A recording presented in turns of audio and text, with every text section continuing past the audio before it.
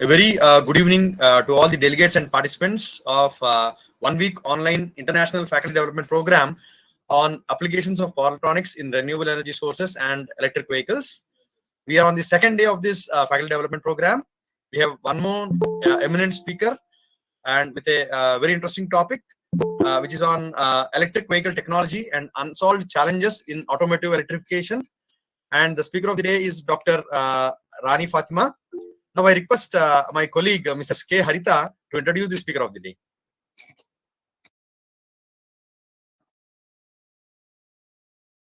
A very good evening to all of you.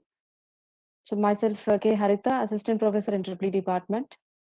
So I'm very glad to introduce today's speaker, Dr. Rani Fatima. She received her doctorate in power quality improvement using fax devices from Satyabama University, Chennai in the year 2016. She received her master's engineering in power systems from Anna University, Chennai, and bachelor's of engineering in electrical and electronics engineering in 2003 from Madras University. Her main interests of research are power quality enhancement, smart grid, custom power devices, fax devices. And she had 17 years of extensive teaching experience in various universities and engineering colleges in India and Sultanate of Oman. She published many research articles in reputed, well-indexed international journals, successfully completed 2 Oman government research grant projects, and also published articles based on them in her tenure. She acted as editor and reviewer for many journals and conferences. Now, currently, she's working in a Bahrain Polytechnic, Kingdom of Bahrain, specializing in project-based learning and problem-based learning techniques. Also completed international certification on applied quality matter rubrics for course designing. Thank you, sir. Ma'am, we welcome you once again, ma'am. Thank you for joining the session. The session is all yours and you can start, ma'am. Thank you, Ms. Harita and Mr. Rajesh. So thanks for welcoming and thanks for the opportunity. So we can start with the lecture. Hope my voice is audible to you. Yes, ma'am, it's audible. Okay. Okay, thank you. I shall share my slide.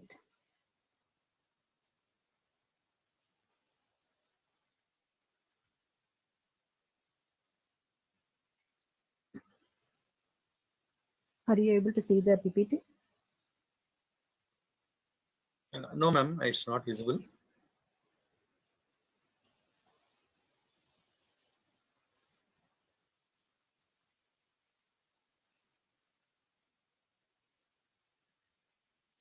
Is it visible now? Yes, ma'am, it's visible, ma'am. Yes, ma'am. Okay, thanks a lot. Okay, we can start with the lecture. Good evening to all of you. It should be 6 p.m. now, so it's your relaxing time and I'm grabbing your time. So happy to meet all of you virtually. So let's start with the lecture. It's electric vehicle technology. It's the upcoming technology and it's booming in nature and the unsolved challenges in automotive electrification. So let's start the lecture by understanding the different vehicle driving conditions. So any problem should be started by addressing the constraints. So it may be an internal combustion engine or a traction electric motor. Both may be in common called as a power plant. So before selecting a power plant or a power generating unit, it is important that we have to understand the driving conditions of the vehicle. And this varies from case to case and country to country. So one of the first driving condition is moving off. So what it is, basically it is acceleration. So acceleration means moving from the rest position. So this is supposed to be an important characteristic of the vehicle. The second in line is low speed creeping. We have very commonly seen in Indian roads. So what do? We apply the accelerator and then we apply the brake pedal and then the accelerator, and it goes on frequently multiple times. So this condition is called the slow speed creeping.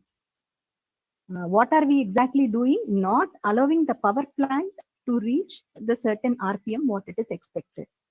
So before that, we apply the brake as frequently as possible. So this is called as creeping on the road. So this is considered to be a very important vehicle behavior, a lateral vehicle behavior. So few parameters, important parameters should be designed based on this criteria. And the third in line is acceleration during overtaking. Technically speaking, for overtaking, what do? We apply sudden overload. So this sudden overload may cause transient changes in the vehicle. So this has to be dealt. And then we have the high-speed cruising. So what is this high-speed cruising? Lately, the customers who are tending to buy a car, apparently a high-end vehicle, would ask for a facility called cruising. So what is cruising? Maintaining a constant speed, especially on a highway, where you are not required to apply brakes frequently. And then the another important behavior is the vehicle climbing uphill. So this compounds to the gradability of the vehicle. So these are the 5 important conditions that have to be considered before selecting a power plant for a vehicle. So next, what we see here is a conventional vehicle drivetrain layout. So the courtesy, the reference courtesy is from Toyota. When we look at the picture, what we see here is a conventional vehicle drivetrain layout.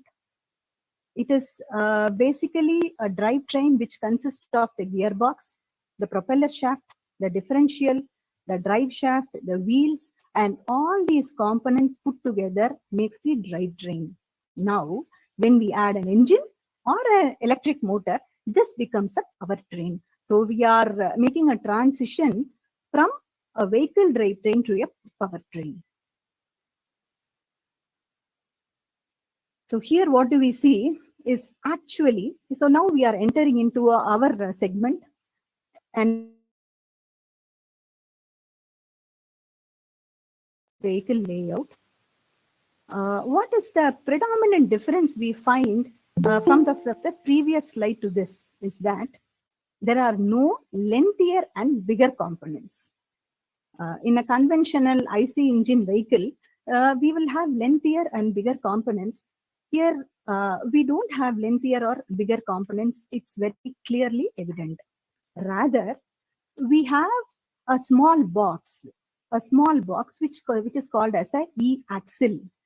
It's a very important terminology. It's called as a E-axle, where we have the power plant, the gearbox, the shaft, the differential, and all the components related to the drivetrain is compressed into a small box which is called as a E-axle or electric axle.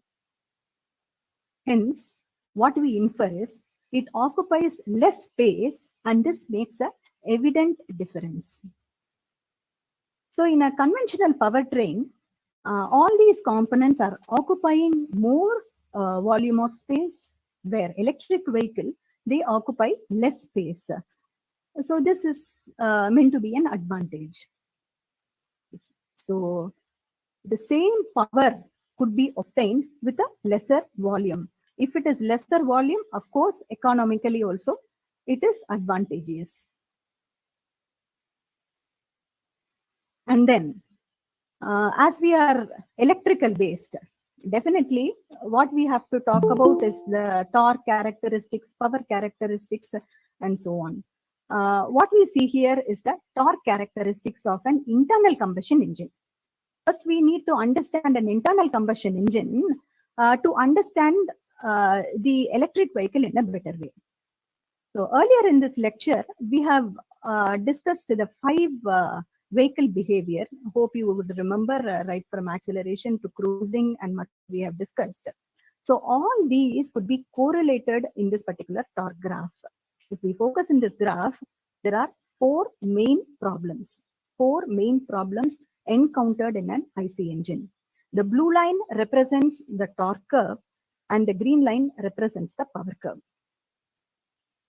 So what happens is, when the vehicle accelerates, the power plant is expected to give maximum torque, maximum possible torque. That is the requirement. So now what happens? Immediately this torque cannot be achieved. Rather, the engine has to run to about 2000 to 3000 RPM to reach its peak torque. Now we need to justify on how quick the vehicle will be able to accelerate. So what happens when we look at the technical specifications of any vehicle, a layman, okay, when we talk about the technical specification, they claim that, the companies claim that 0 to 60 kilometers per hour is achieved in 10 seconds. 0 to 100 kilometers is achieved in 5 seconds. And this varies from the capacity, various capacity vehicles, from luxury cars to sports cars. This becomes a competency. So in that perspective, the constant peak torque is very important. It's a very important parameter. The problem encountered here in IC engines is that the peak torque can be attained only after 2000 or 3000 RPM. Though we have attained this peak torque, let us say we have attained this peak torque without cruising. The second problem is this peak torque is highly fluctuating. They cannot be maintained constant. Because of various reasons, it cannot be maintained constant. Thirdly, okay, let us say we have attained the peak torque. Now the peak or the maximum speed, whatever has been mentioned, has to be obtained. Even this is not that easy. In order to obtain your maximum speed, the engine has to run for 6000 RPM and more. So these are all the major problems. Last but not the least, let us say we have achieved even the maximum or the peak power. Now again, it will be fluctuating. It is not constant for a spectrum of time. It is highly fluctuating. Over a period of time, it will come down. So to summarize, these are the 4 major problems. So the first problem is ranging from the peak torque is obtained after running at higher RPMs. Secondly, they are not able to provide a constant peak torque. Thirdly, the IC engines are not able to achieve peak power very quickly. Last but not the least, the peak power also, it's not constant. So these 4 problems play a major role. Now, let us talk about the efficiency. As we know, 100+ years of research and many study. After many study, these IC engines, we were able to make up to only 40% efficient. So it's roughly around 40% efficient. Apparently, many of us think these electric vehicles are emerging now. It's a new technology. No, it is not so. It has started way back in 1800s. This electric vehicle technology has started, the initiation has started way back in 1800s itself. But at that time, the power electronics technology and the battery technology were not mature enough to be handled. So after 1990s, there was a breakthrough in the semiconductor technology, after which lot of developments happened in electric vehicle technology. Okay, so we have studied, or we have just discussed about the torque characteristics. Now, let us come to the economical part of it. So the economical part, when we talk about it, is obviously the fuel. So when we talk about the economical part of it, we'll check out the fuel consumption map, where wherever the vehicle is operating at a good efficiency, these zones are called as a sweet point or a sweet spot. It's a very important word to be known. So wherever the vehicle is operating at a good or a high efficiency with minimal fuel, this particular zone is called as a sweet spot. So a good power plant, of course, should have a widespread sweet spot. If we have a smaller sweet spot, what does it mean? The power plant is not capable to achieve more efficiency, isn't it? So in this case, where the fuel consumption, so what we see here, the fuel consumption 260, you can see this is the sweet spot of this IC engine. So after which 260 grams per kilowatt hour is the minimum. That's supposed to be the sweet spot. And after that, the range increases to 280, 300, 324, and so on. So the region where there is lesser fuel consumption is called the sweet spot of the engine. But when we analyze the characteristics of a motor, what happens immediately? All of us are basically electrical engineers. So the moment you start the motor, what happens? It obtains the peak torque. It is not mandatory for the engine to run for 2000, 3000 RPM. It is not required. The moment you start, it goes to the peak torque. And the second advantage is the electric motor not only starts with the peak torque, but continues to remain in the same for a definite range of speed. Sometimes this range can extend up to 3000 to 4000 RPM. For this RPM, it can maintain the peak torque, which is not possible in an IC engine. These are the possibilities here. Today, the modern motors are very easily able to showcase this kind of ability. What is the ability? To maintain the peak torque for a consecutive period of time. So this is a typical characteristic of a traction electric motor. The vehicle will be able to accelerate as quick as possible. That's an important point. So it will be able to accelerate as quick as possible, and it's an important characteristic. So the introduction part is over by now, and now we have analyzed what is the reason we are moving into an electric vehicle. Now comes the electric vehicle component. So what do we see here? We have three categories, of course. These are the high voltage components of an electric vehicle, the powertrain category, and then the onboard network and aggregation, and then the charging infrastructure. So these are the three categories under which we have the components like electric motor, high voltage battery, the power electronics segment, the high voltage distributor, the compressor, PTC, which is positive temperature coefficient, heater, and then you have the DC-DC converter. And you have the charging infrastructure, of course. So to understand the various key components of the electric vehicle and the various functions performed by them, firstly, the categorization is based on whether it is a low voltage electric vehicle or a high voltage electric vehicle. First, the category goes this way. Based on this, the number of components, the type of components, and their architecture will differ. If the electric vehicle is working with a voltage range greater than 60 volt DC or 30 volt AC, then it comes under the high voltage criteria.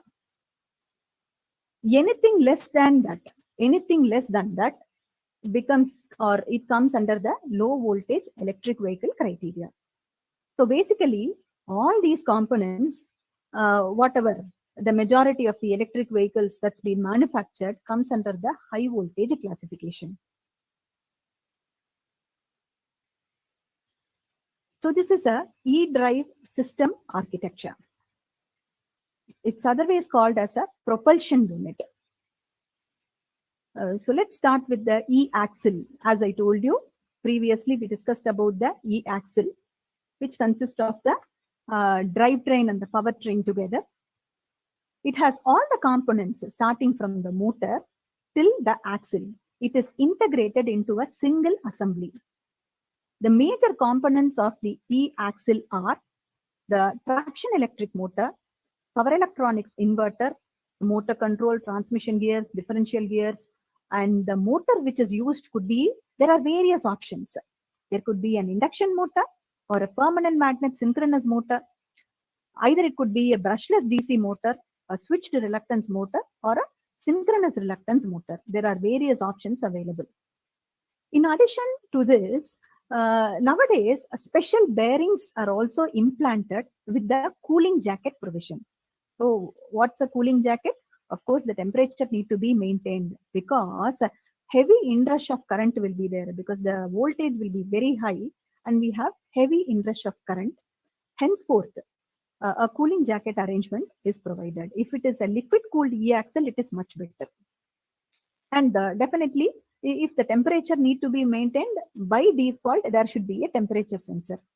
So the temperature sensor is implanted in every system or in every component to maintain a proper temperature.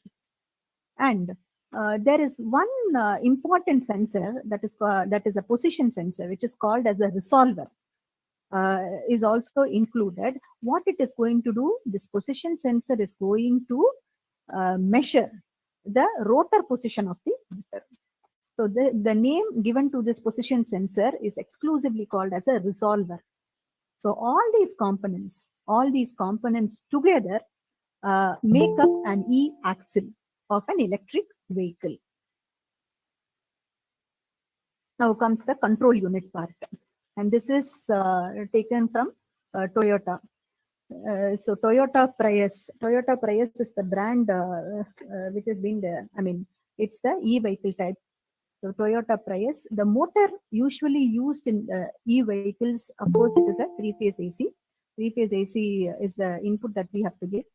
So an inverter assembly is implanted to perform this job. So what we see here is an example of an inverter circuit. And this example is taken from Toyota Prius e-vehicle segment. Two PMSM traction motors are used. As we see here, there are two motors, hence two switching devices are required for each driver motor. So the switching devices, either they make use of IGBTs or MOSFETs. All these switching devices are used to operate the electric motor in addition to the inverter power. In addition to the inverter power, we have a boost converter also. Where and what is the reason for this boost converter? They are generally placed between the high voltage battery. It's placed between the high voltage, we can see the high voltage battery and the motor inverter system. Okay, now what happens when the electric vehicle is accelerated? When it is accelerated, the boost converter supports for boosting the voltages to the inverter mainly during the accelerating conditions. Compared to the pure electric vehicle, the hybrid vehicles have smaller battery capacity. So the battery packs are smaller in size as well as the capacity, because in hybrid we use an internal combustion engine in addition to the electric motor. As the name suggests, it is hybrid. So you have an internal combustion engine as well as an electric motor. Since there is an internal combustion engine in the hybrid vehicle, it is not completely dependent on the electric motor for the operation. So both come hand in hand. They are not completely dependent.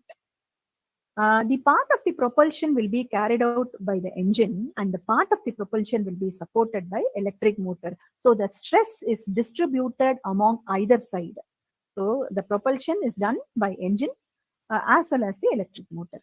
Hence, it is very evident that hybrid electric vehicles do not need very big size of battery capacity, unlike that of a pure electric vehicle.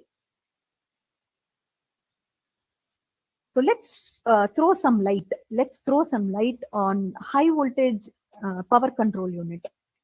This is an example of a real inverter assembly.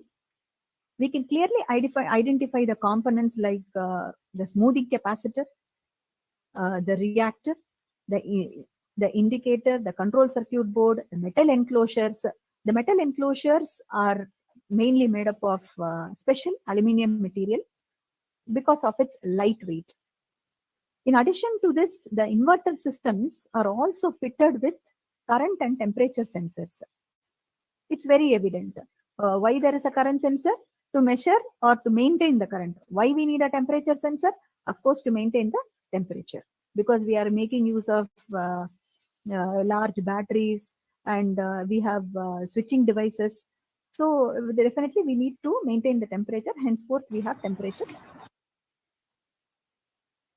Current sensor is primarily used for measuring the current flow in the power electronic module and the temperature sensor to monitor the temperature of the power modules like IGBTs, MOSFETs, etc. So according to the power output and the operating temperature of the inverter, a cooling jacket will be designed. A cooling jacket will be designed around the state component. Here the state component means inclusive of the E-axle. It is inclusive of the E-axle. As the inverter might be required to handle huge currents, because sudden accelerations, it is possible. Okay, sudden accelerations are encountered, henceforth huge currents are expected. So a proper cooling jacket facility should be available. So this cooling system for the inverter and the motor becomes highly important and crucial. Now comes to the battery, an important component. Let's talk about the battery. So now the discussion on the energy storage system design. The motor is consuming electrical power. Of course, yes, the motor is consuming electrical power. So there should be a strategy to produce power for the motor. This is the basic. We need to supply power, right? So this job is done by the battery pack. We call it as a battery pack. Conventionally, the IC engine, this power is generated from ignition of fuel. As we know, we make use of a petrol or diesel and then we ignite, and henceforth the power is generated. Besides, in electric vehicle, it's via the battery pack. So let's understand the different types of battery packs which are available in the market.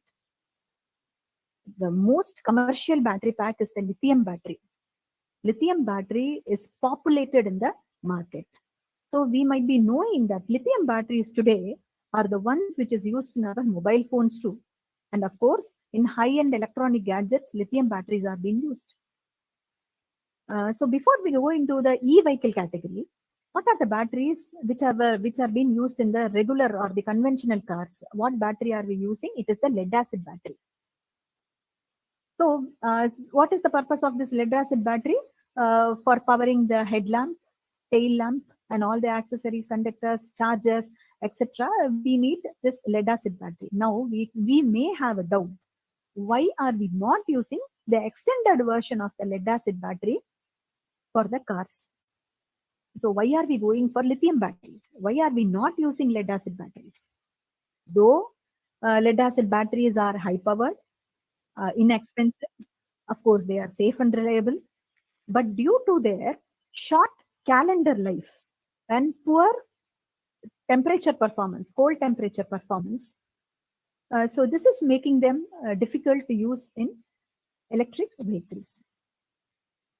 So in the current day design of electric vehicles, there are three types of battery construction. Okay, the number one is cylindrical cell construction. Number two, it is prismatic. You call it as a prismatic cell construction.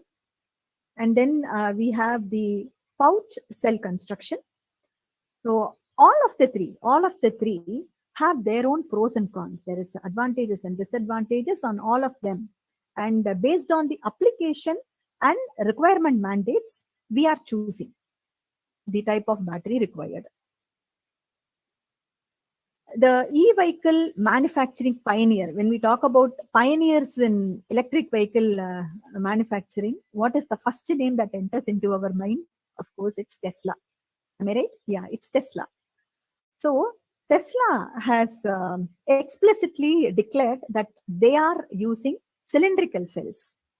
The reason is because of their flexibility to control the temperature. Their flexibility to control the temperature, Tesla is going with the cylindrical cell type construction. And Toyotas are using prismatic cell construction, and Chevrolets are using pouch cell construction. So each have their own advantages and disadvantages. So every e-vehicle nearly will have 4,000 to 4,500 cells. Okay. So of course, when we use a huge number of cells together, what is the matter of concern? Temperature. And that is why they are moving for, or they are using cylindrical cells. the thermal management system. So when we talk about the thermal management system, motors, batteries, or electronic components may operate at high or low temperature. Both are possible. Either it can be a cold temperature or a hot temperature. Beyond a limit, this will degrade the operational performance and the lifetime of the components. So whatever components, so as we know, there are a lot of difficulties, you know, in a very, very cold temperature, starting a car in the morning is difficult. So something like that. So it becomes highly important to manage the temperature of these components in a safer range. This demands for a thermal management system. What we see here is a typical example of a thermal management system. All the key components of the electric vehicle, including the traction electric motor, inverter, the DC-DC converter, onboard charger, the battery packs, all of them shall be part of a thermal management system. In this control module, the control module gathers the information like the temperature, sometimes very limitedly pressure from all the components with the that's the reason they have independent temperature sensors. So based on the current temperature of these components, the control module will operate the electric pump. What's the reason for an electric pump? To circulate the coolant. The coolant has to be circulated in the vehicle. Henceforth, we use electric pumps, and this is controlled with the help of a control module. So this coolant is basically water mixed with ethylene glycol. Water mixed with ethylene glycol is used as a coolant in electric vehicles. So this is short information about the thermal management system. Of course, each and every topic in an e-vehicle is an ocean. So just it's throwing a light on certain important topics. Now comes to the role of relays in the high voltage system.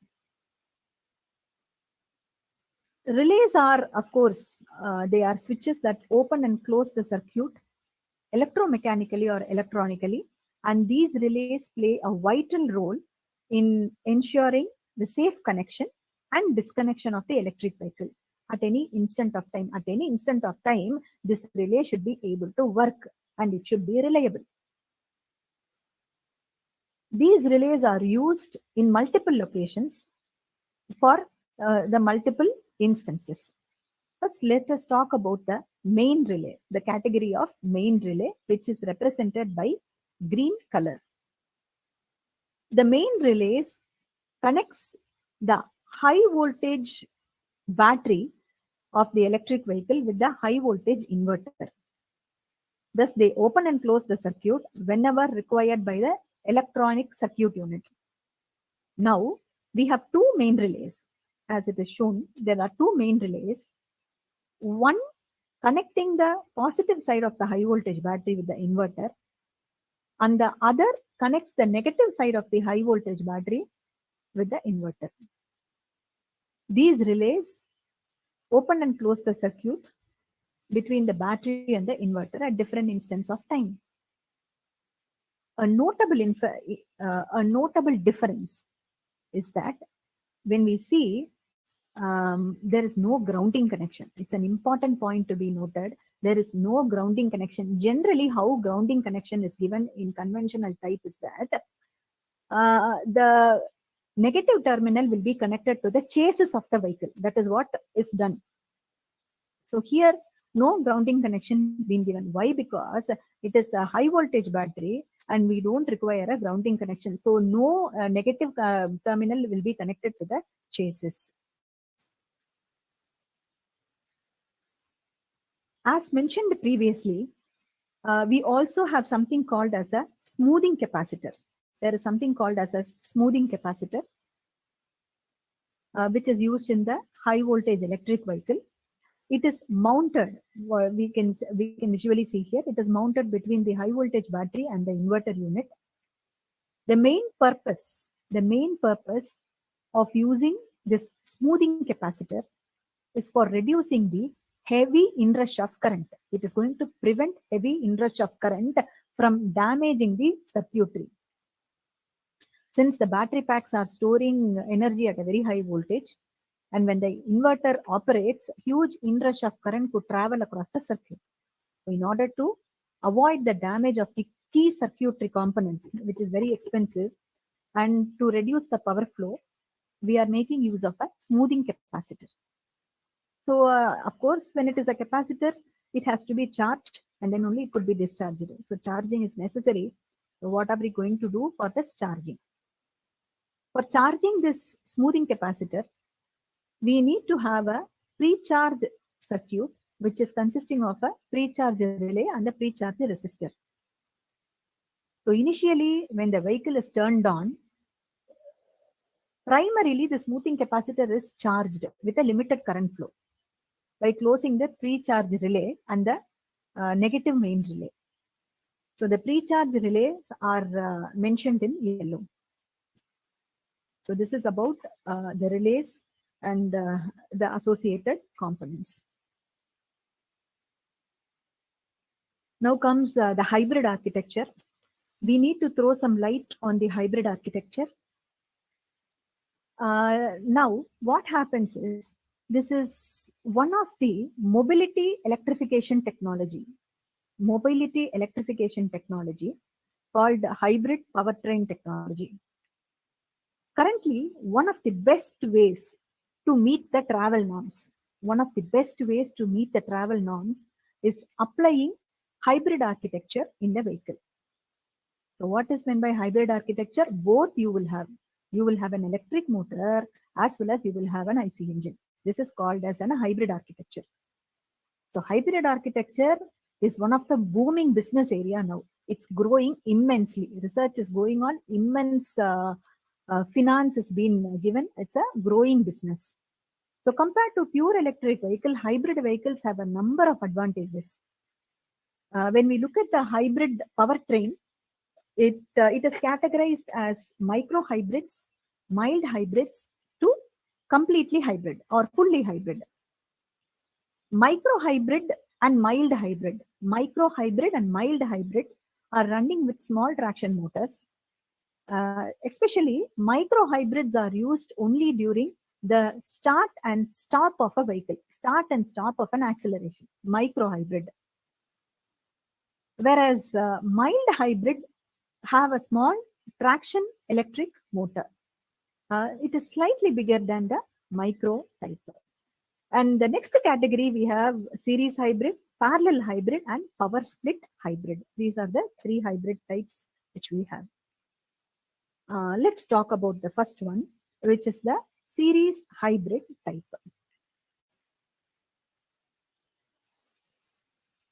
So one of the hybrid architecture is the series hybrid vehicle architecture. Both internal combustion engine, we have both the internal combustion engine and the traction electric motor for propulsion. For propulsion of the vehicle, both comes into play. But what job is done by the electric motor and what job is being separated for internal combustion engine? That has to be clear. The sole purpose of internal combustion engine is to generate electricity for the battery. That's all. The part is done. It is going to generate electricity for the battery. And IC engine will not directly, it will not propel the vehicle. So IC engine will not have any part or any intervention to propel the vehicle. So in a series hybrid vehicle, the engine acts only as a generator and it will charge the battery. And the battery provides the electric power to run the electric motor, and the motor is the only power plant which is going to propel the vehicle. So this is about the series hybrid.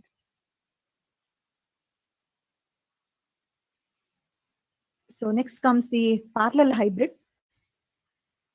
In the case of a parallel hybrid, both IC engine and the electric motor join together to propel the vehicle. So on contrast, so in the series vehicle, what we were talking, there is the engine is not going to be a part of the propelling unit. The IC engine will never come in focus of the propulsion. But here it is not the case. So both the electric motor and the IC engine combine together for propulsion. And it depends on the driving conditions. So whether the vehicle is starting or whether the vehicle is accelerating or whether it is overtaking. So at instances, both the power plants, that is IC engines and electric motor, join together. Or sometimes they may even work independently. So depending on the total torque and the power requirement of the vehicle, the controller, so here the brain is the controller, will decide whether it has to take power from both IC engine and motor, or it has to work separately. So it is all based on the controller's decision. So this is about the parallel hybrid. The most very commonly used technology is this power split hybrid, and this power split hybrid is used in Toyota Prius. And it is, of course, very successful too. There are totally, we will have 3 power plants. So in parallel, we were talking about 2 power plants. Here, there are 3 power plants. So what are the 3 power plants? Power generating units. So we will have an IC engine, and then we will have 2 traction electric motors. The gearbox used in this particular type is exclusively called as epicyclic gear transmission. It is called as epicyclic gear transmission. Generally, these gears are used in automatic transmission, and it will have a main gear in the center. There is a planet gear which is represented in gray color, and the outer gear is called as a ring gear. The engine is connected to the planetary carrier. The planetary carrier is represented in red. The planetary carrier is represented in red, which connects all the planetary gears depending upon the driving condition, depending upon the power and the torque demand from the controller. The controller will decide whether to activate the engine or not. Whether to activate, exactly to speak, whether to activate the IC engine or not, based on the torque demand. There is a one-way clutch. So this internal combustion engine is interfaced with this particular e-motors, or this particular hybrid type is done with a one-way clutch.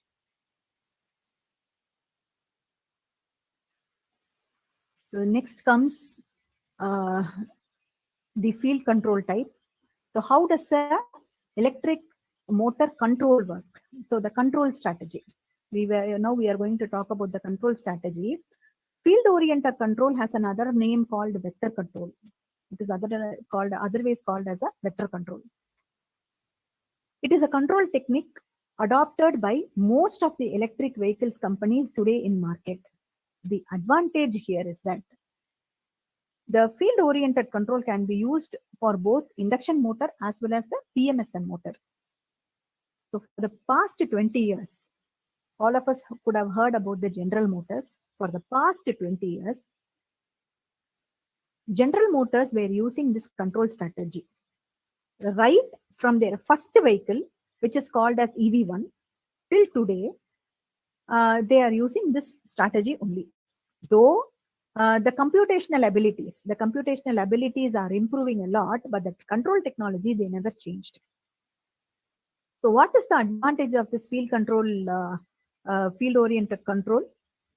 The overall efficiency is the overall efficiency is good in both the cases, for continuous operation and for transient operation. So there are 2 categories. We have the continuous operation, while you are not, the vehicle is not overspeeding, or it is maintaining a constant speed. It is continuous operation. And then, of course, the transient operation, when there is an overtake or uphill, transient operation. So in both these cases, it is going to give a good efficiency.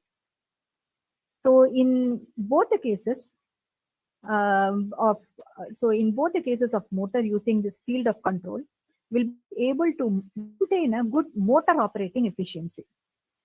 And the overall responsiveness for the control is good for various load categories or load variations. Though the load is varying, response is very good.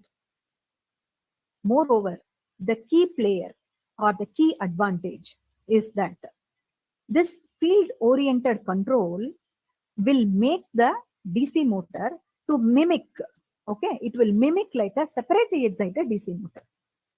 Okay, so which means in a separately excited DC motor, what is the advantage?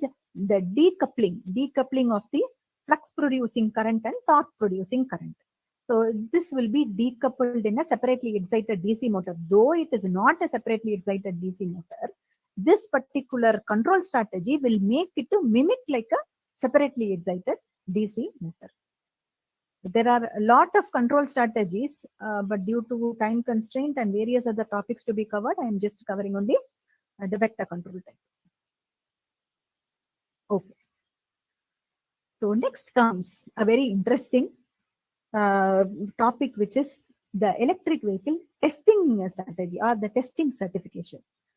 So we will check the overview of the standard procedures and challenges.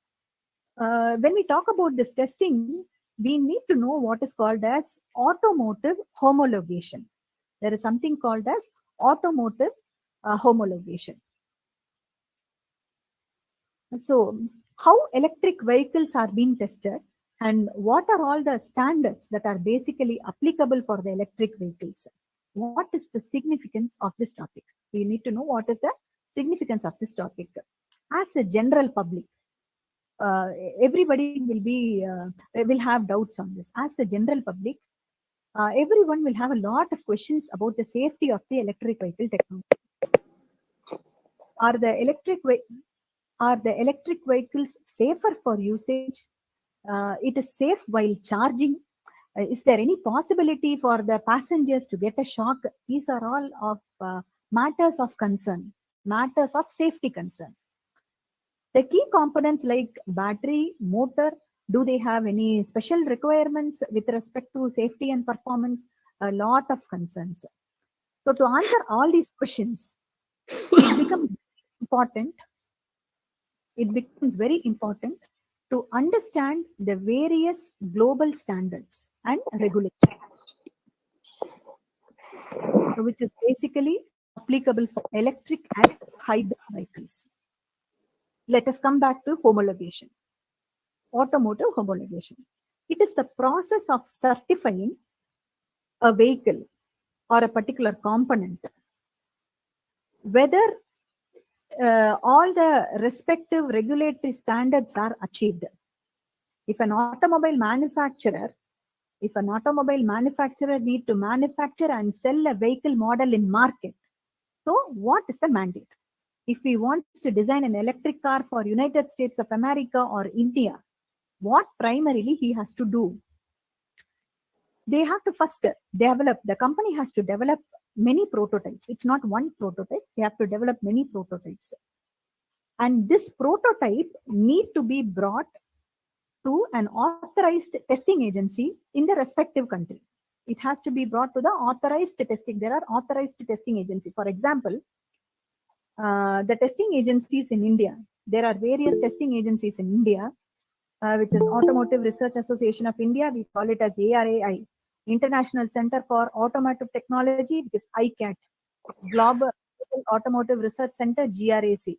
And then we have Vehicle Research and Development Establishment, which is called VRDE. And of course, we have CIRT, which is Central Research of Road Transport. So all these are the testing agencies that are notified in the Central Motor Vehicle Rules of India. Similarly, every country like this, okay, every country will have their own designated testing and certification agencies. So for an automobile sector, it's common for all types of, and it's common for all types of automobile. Either it is an electric vehicle or a conventional vehicle, conventional petrol or diesel vehicle.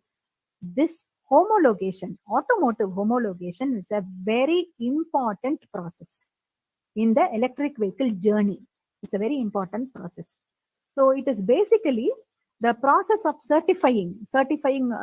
We have the ISI and all for the rest of the things. It's like certifying the vehicle or a particular component, and it is mandatory to obtain this particular approval for any manufacturer to sell his product in his country and in the global market. So the safety requirements. The safety requirements for the electric vehicle and high voltage electric vehicle. The first one is shock protection. It's an electric vehicle, so all of us will be concerned about the shock and its hazards. So shock protection should be there. Electric shock protection, the vehicle should have complete protection and it should not give any form of electric shock to the passengers, the service technicians, and to anybody associated. Secondly, unintended vehicle movement. So what happens is sometimes we would have parked the vehicle on the side of the road and suddenly without the driver's input, the vehicle will start moving. It is not that only in electric vehicles this will happen, even in sometimes the normal vehicles also it happens. So this kind of incident is rare, but we have to consider regarding the possibility. So because of the possible malfunctions in the powertrain controller or the hardware part of it. So these are the things that has to be borne in mind. So the agencies like the National Highway Traffic Safety Administration, they are consistently working on the safety aspects. And thirdly, we have the elimination of potential thermal explosive issue. So sometimes we have heard of the news, the car has exploded, and the electric, very rarely, the electric vehicles have exploded because of very high temperature. This usually happens in the Gulf countries, where in summer the temperature exceeds more than 50. So this kind of explosion happens because of immense temperature. Okay, so these are the issues that had to be considered for the safety. So hope I have given a broad overview. So thank you for listening to my lecture. So it's done.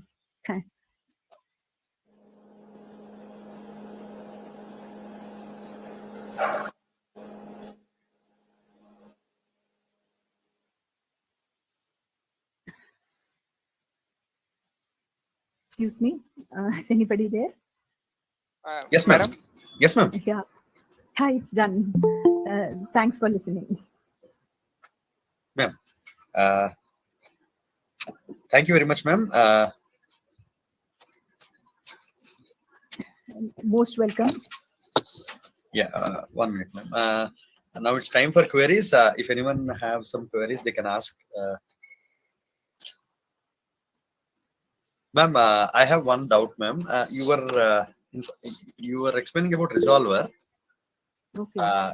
Is this resolver used for the position of the rotor or for the cooling mechanism, ma'am?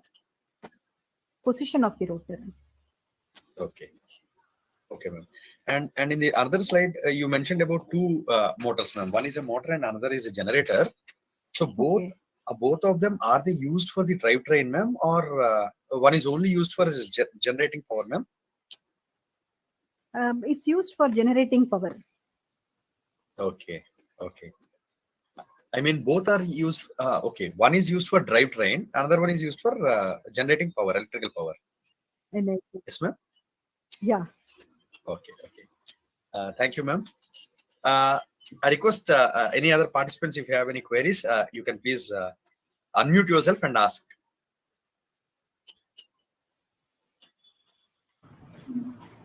Good evening, madam. Good evening. Madam, other than field-oriented control for control of these electrical motors, what are the other methods we can adopt for these EMS motors?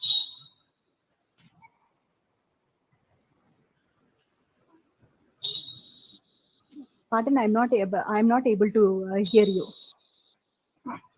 Madam, other than this field-oriented control method for Okay. motors, what are the other controlling methods that are used for these motors? You have different control strategies. There is something called as a low voltage control module. There is something called as a high voltage control module. And then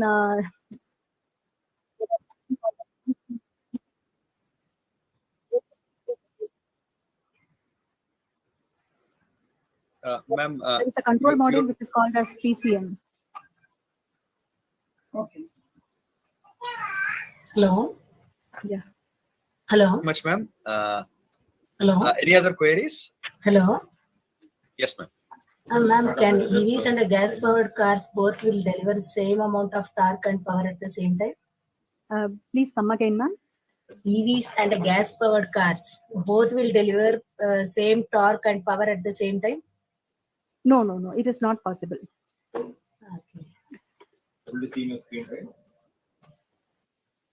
Okay, ma'am. Thank you very much, ma'am. Thank you for joining the session and giving a very informative and a detailed lecture on electric vehicles and the challenges. I request my colleague and Professor Dr. C.N. Ravi sir to convey a vote of thanks for this session. No, before this, I just have a question.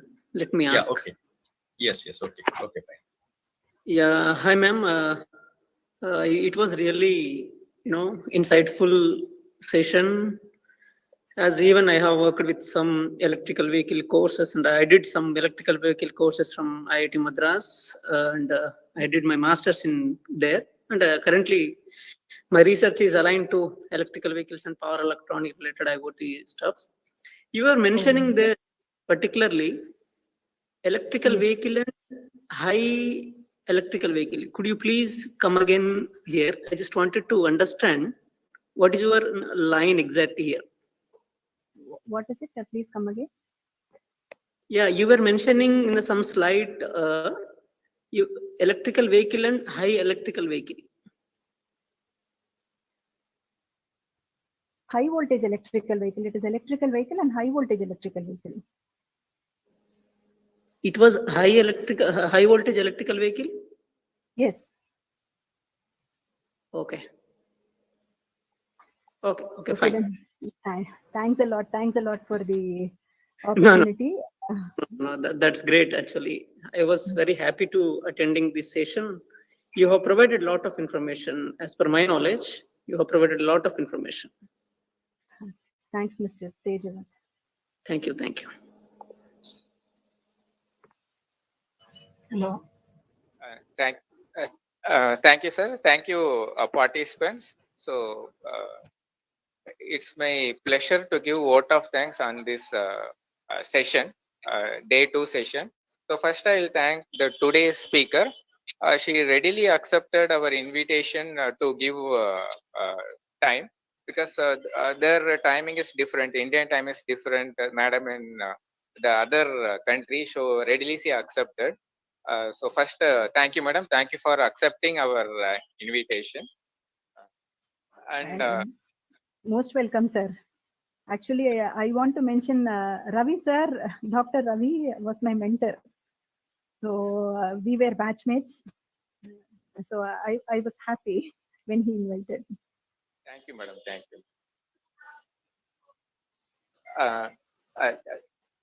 I thank our HOD, madam. She is the main backbone for conducting this event.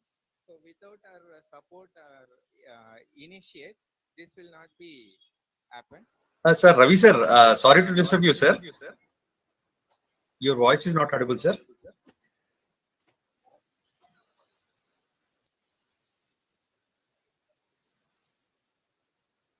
Hello. Sir, am I Yes, sir. audible? Yes, sir. Yes, sir. Now you're audible, sir. Yes, sir. Thank you. Yes, sir. Sorry, sir. Some network problem happened. I thank my HOD madam. So she is the backbone for conducting such events. She is the inspiration, and because of her effect only it is happened. I thank all our colleagues, the backbone and the background work doing there. Sudhakar Reddy sir, Rajesh sir, and um, all our colleagues. So few names only I mentioned, but all the staff members are involved in this. So I thank all the faculty members and management and participants. Without them, it is not possible. Actually, we have a overwhelmed response for this FDP. Earlier FDP also we conducted. In this line, this is second FDP. So in this FDP also we have get tremendous response. So I'll thank every one of the participants for giving a constant support. Thank you one and all. Let me share the feedback form. I request all the participants to fill the feedback form to give your opinion about today's session and overall this FDP. Thank you one and all. Thank you, sir. Ravi sir, thank you. Once Thank again, I request, yes, sir. I request all the participants to fill the feedback form shared in the message, in the call messages. Thank you.